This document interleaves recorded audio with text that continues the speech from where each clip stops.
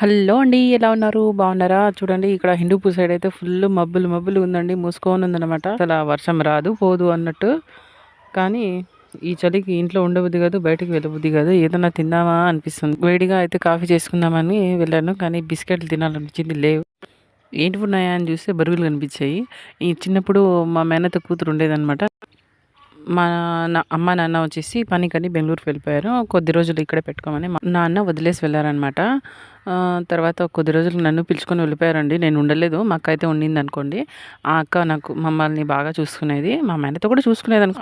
ఇంకా ఆమె ఫేవరెట్ అన్నట్టు. మా నానమ్మ అయితే ఎప్పుడైనా అదే టీ చేసినప్పుడు బిస్కెట్ అలా ఇచ్చేదనమాట. మా నానమ్మ వాళ్ళ దగ్గరే ఉండేవాళ్ళు. మా నానమ్మకి చిన్న పెట్టంగడి ఉండేదండి ఇంటి దగ్గరే. కానీ ఆ అక్క అయితే తీసుకునేది కాదు, మా మేనత్త కూతురు. తనైతే బరుగులు మూట ఉంటుంది కదండీ! ఇది అంగిట్లో నుంచి ఒక 2 గుప్పెట్లు బరుగులు అయితే ఇందులో వేసుకునేది.